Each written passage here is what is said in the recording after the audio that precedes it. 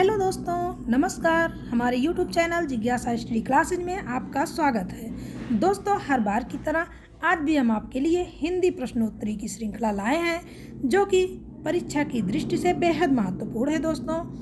दोस्तों, वीडियो शुरू करने से पहले आप यदि इस चैनल पर नए हैं तो चैनल को सब्सक्राइब कर दें, जिससे हमारे द्वारा अपलोड किया जाने वाला वीडियो आप तक पहले पहुंचे।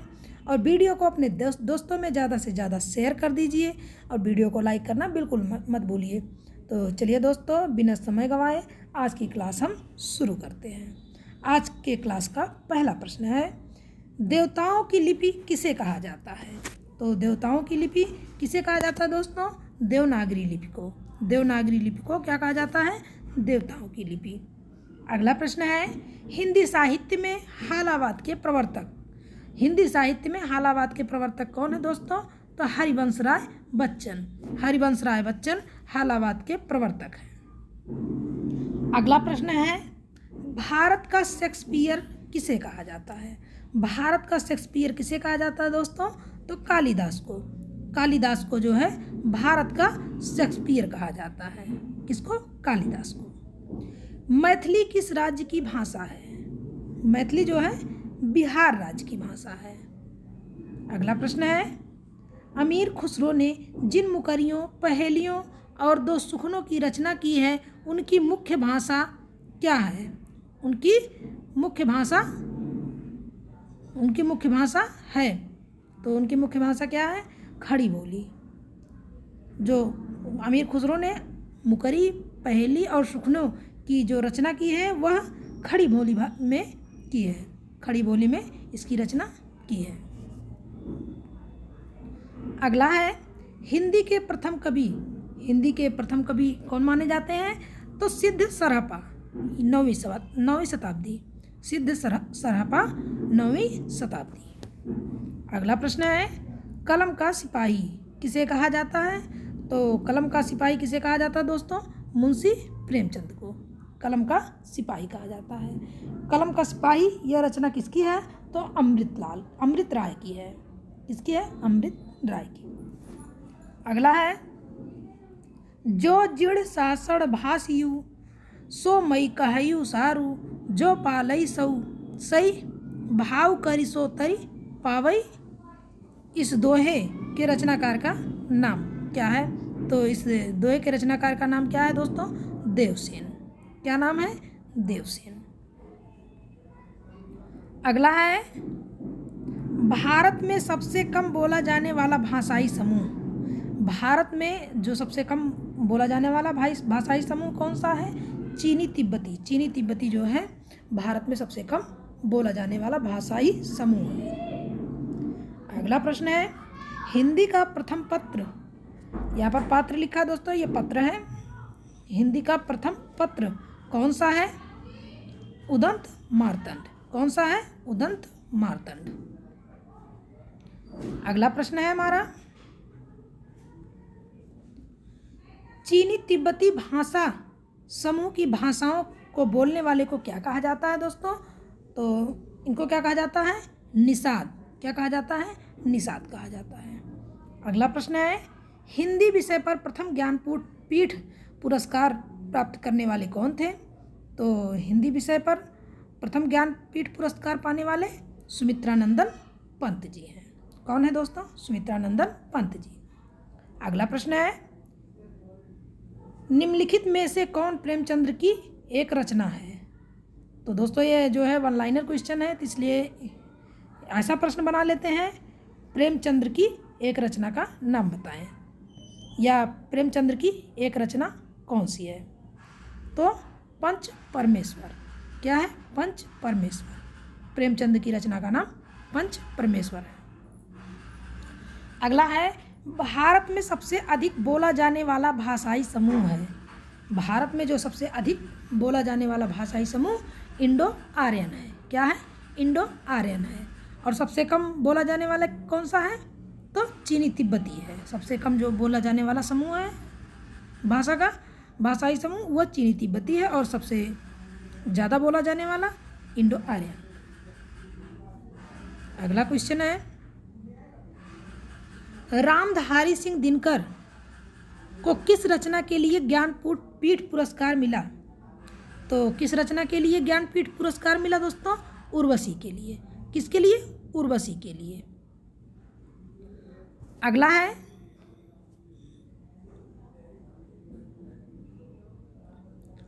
अटल बिहारी वाजपेयी हिंदी विश्वविद्यालय की स्थापना कहाँ की जा रही है?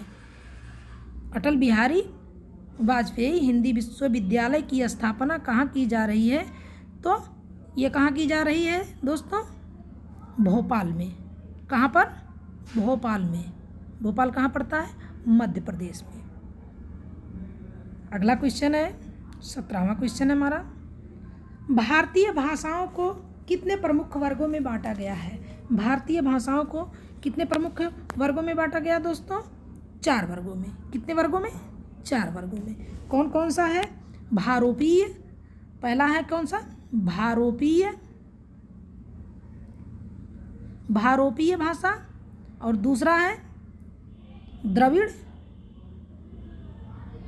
और अगला कौन सा है? आस्ट्रो एशियाटिक, ठीक है। और चौथा हमारा कौन सा है? चौथा भाषा कौन सा है? चीनी तिब्बती। चौथा कौन सा है? चीनी तिब्बती, ठीक है। चौथा हमारा चीनी तिब्बती है। चलिए अगला क्वेश्चन देखते हैं। देश का पहला राष्ट्रीय हिंदी संग्रहालय कहाँ स्थापित किया गया? तो देश का पहला राष्ट्रीय हिंदी संग्रहालय कहाँ पर स्थापित किया गया? आगरा में। कहाँ पर? आगरा में। अगला प्रश्न है भारत के प्रथम राष्ट्रकवि कौन है? भारत के प्रथम राष्ट्रकवि मैथिली शरण गुप्त जी हैं। अगला प्रश्न है हिंदी का प्रथम एकांकी है। हिंदी का प्रथम एकांकी कौन सा है? एक घूंट। हिंदी का प्रथम एकांकी एक घूंट है। अगला है हिंदी साहित्य के इतिहास को कितने कालखंडों में विभाजित किया गया है? तो हिंदी साहित्य के इतिहास को कितने कालखंडों में विभाजित किया गया है? 4 खंडों में। कितने खंडों में? 4 खंडों में। कौन कौन सा है जो है? पहला है आदिकाल या वीरगाथा काल। आदिकाल को वीरगाथा काल के नाम से भी जानते हैं। और दूसरा है मध्यकाल या भक्तिकाल। और तीसरा है उत्तरकाल या रीतकाल। चौथा है आधुनिक काल, ठीक है। तो ये 4 खंडों में विभाजित है। हिंदी साहित्य के इतिहास का जो काल है वह 4 खंडों में विभाजित है। अगला क्वेश्चन देखते हैं। एक नार पिया को भानी तनवा को सगरा जो पानी, यह पंक्ति किस भाषा की है? तो यह पंक्ति किस भाषा की है दोस्तों? तो ब्रज भाषा की। किस भाषा की? ब्रज भाषा की है।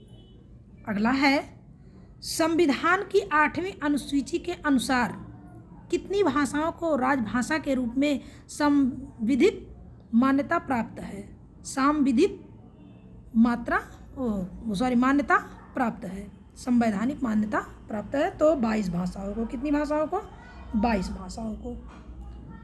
अगला है हमारा हिंदी गद्य के प्रतिष्ठापक। हिंदी गद्य के प्रतिष्ठापक कौन है? तो कौन माने जाते हैं दोस्तों? आचार्य महावीर प्रसाद द्विवेदी जी। आचार्य महावीर प्रसाद द्विवेदी जी।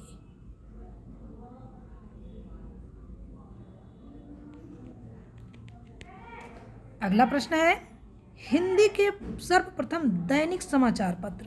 हिंदी के सर्वप्रथम दैनिक समाचार पत्र का क्या नाम है? सुधावर्षण। क्या नाम है? सुधावर्षण। अगला प्रश्न है हमारा रानी केतकी की कहानी की भाषा को कहा जाता है, या रानी केतकी की कहानी किस भाषा में लिखा गया है? तो खड़ी बोली में लिखा गया है। किस में लिखा गया है? खड़ी बोली भाषा में। रानी केतकी की कहानी। अगला प्रश्न है अपभ्रंश के योग से राजस्थानी, ये राजस्थानी लिखा, गलत लिखा है, तो यह है राजस्थानी।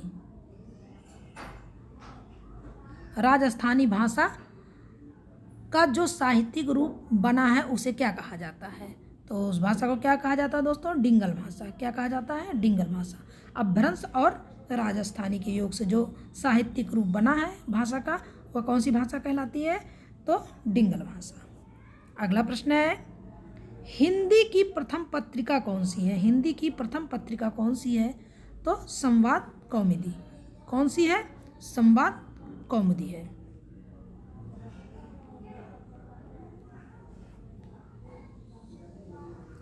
अगला प्रश्न है, हिंदी की वर्णमाला में कितने स्वर और कितने व्यंजन है? यहाँ सम लिखा गलत छपा हुआ है, यह सम नहीं है, व्यंजन है। कितने व्यंजन हैं? तो स्वर आप जानते ही हैं, स्वर कितने होते हैं? स्वर 11 हैं और व्यंजन 33 हैं। हिंदी वर्णमाला में जो है स्वर कितने होते हैं? 11 और व्यंजन 33। अगला प्रश्न है,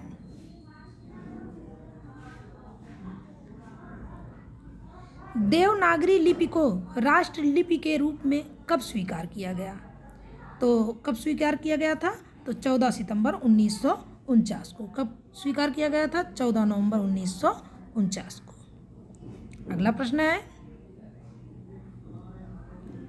हिंदी दिवस किस तिथि को मनाया जाता है? हिंदी दिवस किस तिथि को मनाया जाता है? 14 सितंबर को। कब मनाया जाता है? 14 सितंबर को। अगला प्रश्न है, भारत में संस्कृत माँ है, हिंदी बहुरानी और अंग्रेजी नौकरानी किस महापुरुष के अनमोल वचन है? तो ये किस महापुरुष के अनमोल वचन है? तो डॉक्टर कामिल बुल्के का। किसका है? डॉक्टर कामिल बुल्के का। यह कथन जो है किसका है? वचन डॉक्टर कामिल बुल्के का है। अगला प्रश्न है, संविधान की 8वीं अनुसूची में शामिल की गई 4 नई भाषाएं हैं। तो 4 नई भाषाएं कौन कौन सी हैं? संथाली, मैथिली, बोडो और डोगरी। कौन कौन सी है? संथाली, मैथिली, बोडो और डोगरी। ये जो है 8वीं अनुसूची में जो शामिल भाषा है। अगला प्रश्न है, महादेवी वर्मा को किस रचना के लिए ज्ञानपीठ पुरस्कार मिला? तो महादेवी वर्मा को किस रचना के लिए? यामा के लिए। यामा के लिए कौन सा पुरस्कार मिला? ज्ञानपीठ पुरस्कार। अगला प्रश्न है, मैला आंचल उपन्यास के लेखक कौन है? मैला आंचल उपन्यास के लेखक फणीश्वरनाथ रेणु हैं। कौन है? फणीश्वरनाथ रेणु।